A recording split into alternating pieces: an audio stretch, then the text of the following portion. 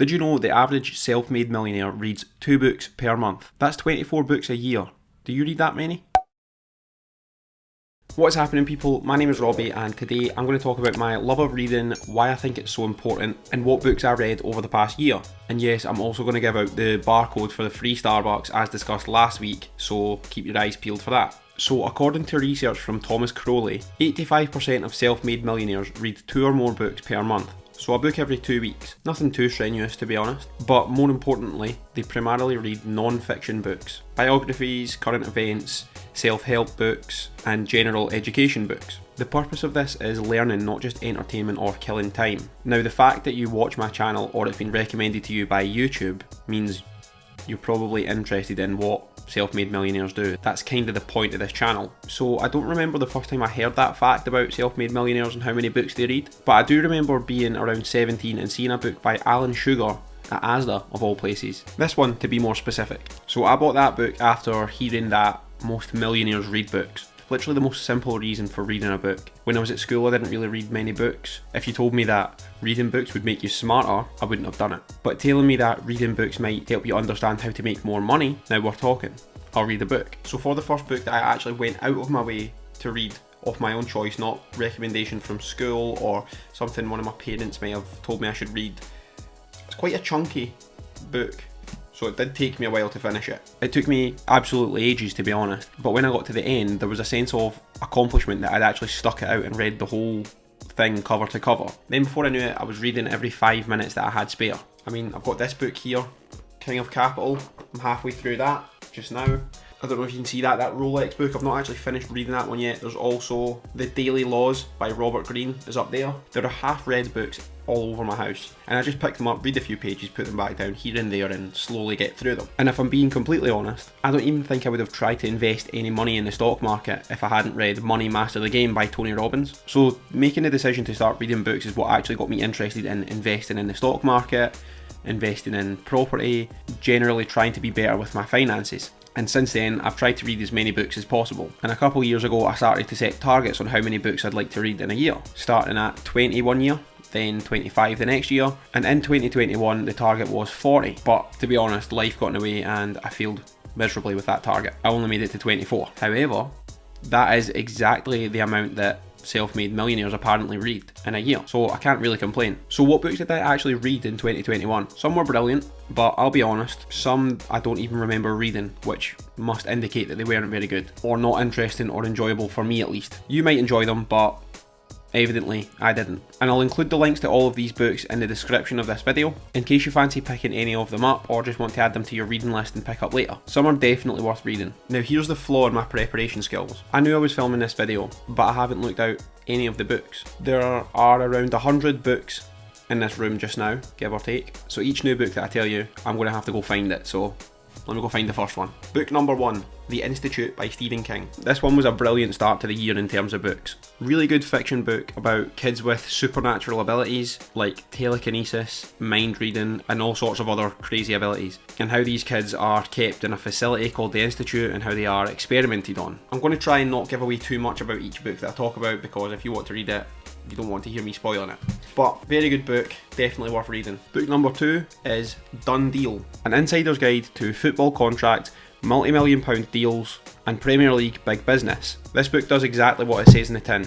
It gives you an inside look on the business of football, which personally I find more interesting than the concept of transfers, what the scores were at the weekend, who scored, who's top of the league. I'm a bit of a loser for numbers, business, finance, so this was right up my street. If you have any interest in football or business or both, which is often the case, then it's definitely worth reading. Book number 3 is Hurricanes by Rick Ross. The rapper, again, does what it says in the tin. The memoir of Rick Ross tells us the story of his life from childhood into his teens and then his early adult years being a drug dealer, right up to the present day of him being a successful rapper and everything else that comes in between. Really enjoyed this one as well. 3 out of 3 for good books for the year. Bear with me, I keep having to go and find each book every time. Number 4, Damaged Goods by Oliver Schaff, subtitled The Rise and Fall of Sir Philip Green. So that's Philip Green. You may know him as the former owner of Topshop, British Home Stores, Burton. Notice the trend of shops that don't exist anymore. If you Google Philip Green, you'll find some pretty unsavoury information about the guy. is not particularly well liked. Maybe if you read the book, you'll find out why. But the book delves into the high points of his career, how the companies that he's been involved in have come crashing down eventually, and how he pretty much got away unscathed on his enormous yacht in Monaco. Not the greatest guy in the world, but a good book nonetheless. Number 5 is Catch and Kill by Ronan Farrow. The reason that I just have a little picture of it is because I gave it to my dad. Don't know if I'll ever get it back. Often the case with my dad with books. This book basically explains the whole Me Too sexual harassment movement that happened in primarily Hollywood.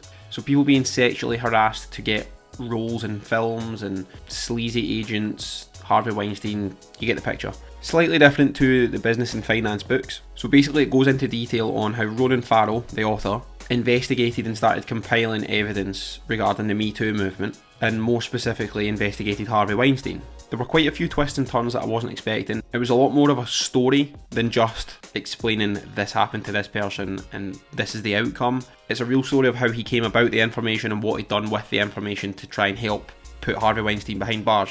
Again, I would recommend reading this one as well. 5 out of 5 for books I'd recommend so far. Number 6, Big Money Energy by Ryan Serhant. Just threw the book at my laptop, didn't mean that. That's Ryan Serhant. He's a real estate broker in New York, and he stars in the show $1 Million Listing. He's a very successful businessman, extremely successful in real estate in New York, and this is his second book. The premise of the book is almost about how you carry yourself, how you present yourself to other people, developing confidence and exuding big money energy. The point being, if you have big money energy, people will want to do big money deals with you. It's not exactly deep educational nitty gritty stuff, but it's an easy to read book, it's light-hearted, and it's probably beneficial to young people looking to get started in sales, or people who maybe just generally feel like they lack confidence in a work or business environment. I'll be honest, I bought this book because I'm a fan of Ryan. His previous book, Sell It Like Serhant, was more specifically about sales, super interesting. I like his YouTube videos, I like when he features on podcasts or does keynote speeches, so I thought I'd give it a crack, and it's pretty decent. As long as you go into it with the knowledge that it's quite a light-hearted book. There's a lot of jokes in it, but it's entertaining. Book number 7 for the year is the Alex Ferguson autobiography. So I'm a huge fan of autobiographies. I really enjoy hearing how someone goes from a normal person, like you or me, to Alex Ferguson managing one of the most successful clubs in the world. I also like the fact that it's told from the writer's perspective. For example, King of Capital is about Steve Schwarzman of Blackstone. It tells a story of his career, how it developed, how his business has grown and things like that, but it's from an outside perspective. This is an autobiography told by the person themselves. You hear what they were actually thinking, not just an outside perspective. So I think autobiographies are hugely important if you want to learn about a specific thing. If you want to be a football manager, this is the one. I thought this was quite interesting as well. I don't know if you can see that properly, but in the back of the book it literally goes through the league tables of like every season that he managed Manchester United. How many times they won the Community Shield, the FA Cup, packed full of information. So if you're interested in Alex Ferguson, football, Manchester United, very good. Next up is another fiction book that I can see it. Wait a minute. The Lost Symbol by Dan Brown. So this book is a sequel in the same series as the Da Vinci Code. I really enjoyed this one. I don't read a massive amount of fiction books, but when I do, I really enjoy them. The Dan Brown books and the Girl with the Dragon Tattoo series are both top tier, in my opinion. There's probably some serious fiction bookworms watching this thinking, this guy doesn't know what he's talking about. I really like them. So I would probably recommend this, but you would obviously want to start at the beginning and read the other books first. Books number 9 and 10 are both by the same author. First up is Hings by Chris McQueer, and next up is HWFG by Chris McQueer. Chances are if you're watching this you're from Scotland and you understand that HWFG stands for Here We Fucking Go. And also if you're from Scotland you've probably heard of Chris McQueer. He's been described as Irvine Welsh meets Limmy. Both of these books are full of funny stories, based predominantly around Scottish culture, and most of them are honestly hilarious. I don't know if it's just my sense of humour, but honestly I've got so much time for the patter in these books. I'm going to flick through the book and just pick a random story and just tell you what it's about, just so you understand. There's one called Top Boy, which is the one that often sticks in my mind. It's basically about a guy called Stevie, who is a normal family man with a full-time job, a wife and kids, but on the side sneaks out the house to hang around with the local young team. He's visiting Crackden flats with his Ned mates, smoking, drinking, and then trying to juggle hiding that from his wife and also getting organised for bonfire night. Very, very funny. Pretty much every story in both of these books is hilarious, so if you're from Scotland, have a look. If you're not from Scotland, you might not understand some of it. Now, number 11 was this absolute unit of a book. I mean, look at the size of the thing. It felt like it took me a full year to read it. Listen to how heavy this is. Including the index, it has 773 pages. It's absolutely fucking enormous. But it is Titan by Ron Chernow, and it's a biography of John D. Rockefeller, who is known as the wealthiest American of all time. He made his money in oil in the 1800s and the early 1900s, and as you can see from the size of the book, there is absolutely no stone left unturned, no detail missed out. If I'm being completely honest, I think I might have skipped a few chapters because I don't know how I finished that. There's so much information in the book that it's actually difficult to retain it all. Like, the first few chapters don't even talk about John D. Rockefeller. They talk about his parents and how they met and what his dad was like, because his dad was a con man, and I mean, I'm pretty sure at some points it tells you what he had for his dinner at work. I'll be completely honest, I probably wouldn't recommend this book, especially if you're a busy person with a lot on. Maybe if you're retired or you have a lot of spare time. It is interesting, but it takes too long. It would take up way too much of your time to read this. I found that out the hard way. I honestly think this book is the reason that I didn't come anywhere close to my target of 40 books this year. However, if you do want to learn about John D. Rockefeller specifically, that's 100% the book. Just set aside a year or two to finish it. Number 12 was Money, A User's Guide by Laura Waitley. I don't know where that one is, I can't find it, but I definitely read it. So I'll put a little photo here. I'll be honest, I wasn't a huge fan of this book. It's probably because it combines a lot of information that I already knew, that I've read from other books and just experience in general, so nothing in the book was really news to me. What I will say is, if you want to learn about personal finance, this book is probably the one to start with, but if you're already quite well versed in personal finance, finance in general, probably wouldn't bother. But I think the target market is people who don't know much about personal finance, so it does exactly what it's intended to do. So if you're trying to learn about finance, buy it. But if you already know the basics of finance, don't buy it. Number 13 was another fiction book. Let me go find it. Honestly spent more time filming this video looking for books than actually speaking to the camera. Number 13 is Who They Was by Gabriel Kraus. This is another fiction book based around knife crime and gang culture in London. To be honest, I'm not sure if you would actually call it fiction. It pretty much tells the story of Gabriel's upbringing, of trying to juggle uni, whilst also being involved in drug dealing and gang culture in his local estate. I don't know if he's fictionalised it so he can't incriminate himself and the people he knows, but regardless, it's a really good read. It's pretty violent though. It does talk about people getting stabbed and taking drugs and things like that, so bear that in mind if you are going to read it. Probably wouldn't buy it for your children, for example. Number 14 is Behind the Arches by John F. Love. Again, I can't find that one. It's definitely in here somewhere, but moving house, I'm losing things. The book is the tell-all story of McDonald's, how it was started and how it became what it is today. I don't think it's very common knowledge, but McDonald's is more of a real estate company than it is a burger company. They own a lot of the land and often the buildings as well that the McDonald's franchises are in, which is an interesting concept that we find out about in the book. And it basically takes us from McDonald's being one drive-through restaurant in California to when Ray Kroc came along and proposed franchising to the McDonald's brothers, to him eventually becoming the president of the company. It's a really interesting book, and if you can't even be bothered reading it, there is also a film called The Founder, and that's based on the same story, so if you can't be bothered reading, at least go watch the film. It's a really interesting story. Number 15 is another cracker if you want to learn about personal finance, How to Own the World by Andrew Craig. So this book goes into much more detail on how to invest your money and how to arrange your finances than Money, A User's Guide like I mentioned previously. The concept of owning the world is basically to diversify your investments so when one market may be struggling, the other one is thriving. For example, you might have all your money in US stocks, but what happens when that market tanks for a year or two? Your portfolio tanks along with it. However, if you're invested in stocks in Asia, for example, they might be on the up while the American holdings are down. Obviously, the main principle of investing is to make a profit. So the more diversified you are, in theory, the less likely it is that you will lose money. And that's the name of the game, really. If you're new to investing and finance, I would probably read Money, A User's Guide first, and then move on to this one next. So we're 15 books deep now, and I think it's about time I give you your free coffee. You've waited long enough. If you've watched my previous video, you'll know I'm giving away free coffee today. If you don't know why I'm doing this, go back and look at my past two videos and you'll understand. So I've went into Starbucks, I've loaded the card with £50 and here's the barcode. I'll put it full screen actually so it's easier to screenshot.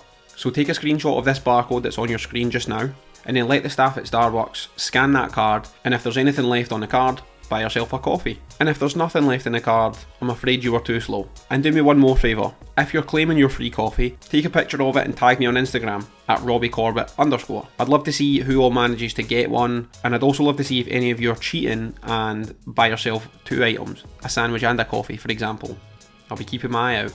So book number 16 is Business Adventures by John Brooks. I know where this one is, but it's underneath a few boxes. I'm not going to go look it out. I bought this book because I seen in an article somewhere that Bill Gates recommended it, alongside a few other books, but I'll be honest, I wasn't really a fan. I expected it to be a modern book, but it's quite dated, talking about business stories from the 50s and the 60s. I didn't realise that the book was written in 1969, should have done my own research, but I didn't. It's written well, and I'm sure a lot of people would find the 12 stories in the book very interesting, but it just wasn't what I was looking for, so I didn't really enjoy it. I was hoping for a book about modern business and companies, maybe tech companies, since Bill Gates obviously started Microsoft, but it was about business in the 50s and 60s when technology wasn't quite what it is today. Number 17, I know where this one is, How to Be a Footballer by Peter Crouch. This was honestly pretty decent, very light-hearted. No one is picking up How to Be a Footballer by Peter Crouch for some heavy duty reporting. It's literally just funny stories about what it's like to be a footballer in the Premier League. Stupid haircuts and fashion trends like mohawks, bootcut jeans, silly supercars with camouflage wraps and chrome wraps, and what it's like dealing with fans.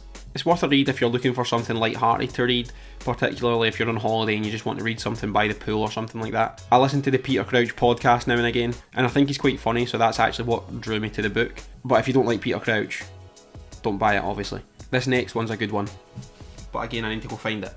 Bad Blood by John Carreyrou. This is the story of Theranos, a company run by Elizabeth Holmes, who's in the news at the minute as she's just been charged for various counts of fraud. The book goes into detail on how she started Theranos, which specialised in testing the blood of patients to try and spot illnesses before the symptoms really started showing. Without spoiling too much, the company wasn't nearly as successful as portrayed to the investors, or the patients, or the public. And because of this, Elizabeth Holmes is currently awaiting sentence for fraud. Really interesting story, and a good read just now considering its prominence in the news at the minute. I'm just realising that my camera is about to die, so I can't actually go and look for any more books, so I'm just going to tell you about them. Next up is Inside Broadmoor by Jonathan Levi. This is exactly what it says in the tin. It's stories from inside Broadmoor, which is a high security psychiatric hospital / prison. It's been known to have inmates or patients such as Peter Sutcliffe, the Yorkshire Ripper, James Kelly, who was believed to be Jack the Ripper but was never confirmed, Ronnie Cray, one half of the notorious Cray twins, and Charles Bronson, Britain's most notorious prisoner. I don't really know what I expected from this book, maybe just some interesting crazy stories, but I didn't really enjoy the book that much. I probably wouldn't recommend it. I don't really have much else to say on it, to be honest. Number 20, and what should be the halfway point of the 40 books. This was finished in September, so 3 months behind schedule if I wanted to hit my target. The Shortest History of Germany by James Hawes. Another case of not really sure what I was expecting from this book. Actually, I expected it to be the history of Germany from like 1900 onwards, so World War I and II, and then the aftermath of the wars, but that's not what it was. It literally went so far back in time to before Germany was even formed as a country. A good book if you're into history, but I'm more into modern history, the past 100 or so years, not ancient history. Anything before the 1800s and I'd start to lose interest. 21 was The School of Greatness by Lewis Howes. Lewis has a podcast by the same name, which I really enjoy, but for me the book was a bit empty. Like, it just felt like generic motivational stuff, which is good if you're lacking motivation, but compared to his podcast I don't think it was really up to scratch. This is a race against time before the camera dies now. Number 22 was An American Caddy in St Andrews. To be honest, I don't know why, but this one was my favourite book in 2021. It's non-fiction and it tells the story of a guy named Oliver who came across to Scotland to caddy at the golf courses in St Andrews, the home of golf. This was during a gap year before starting uni at Harvard, but he loved it so much that he came back every year to caddy all through the summer when he wasn't at uni. I'm not really sure what it is that I like about the book. I think it's just light-hearted fun and easy to read. It might be because I'm from Scotland, I've been to St Andrews a million times, and I can sort of associate with Oliver because of this. I don't know, I really enjoyed it. It's funny to hear the stories of how he was treated by the old, bitter Scottish men when a new, upbeat American guy showed up. Quite funny, good book to read. Now on to the last 2 books of the year.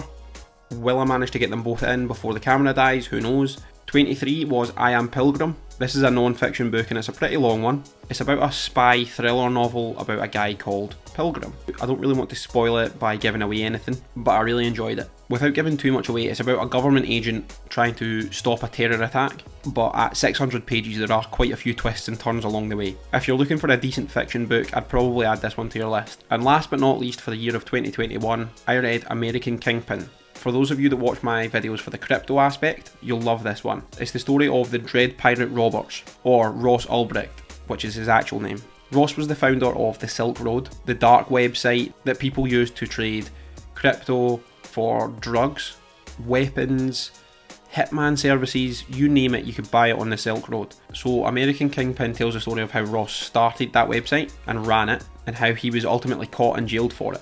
It's a really interesting story, and giving cryptocurrencies prominence in the news and just in general just now, seriously interesting to read. And that brings us to the end of my books for 2021. If anyone's still watching, I'd be very surprised. This has been a long one, but if you are still here, thanks for watching. Let me know in the comments if you're going to pick up any of these books, and give me some recommendations of any books I should add to the list. I'm aiming to read 40 books in 2022, and I'm hoping to actually achieve it this year. So if anyone's interested in this stuff, I'll make another one next year and hopefully it'll be 40 books, because I actually intend to complete the challenge this year. Thank you again for watching, folks. I hope you enjoy your free coffee if you've managed to claim it in time, and I will see you next week. Take it easy. I cannot believe I managed to finish that video before the camera died. Amazing.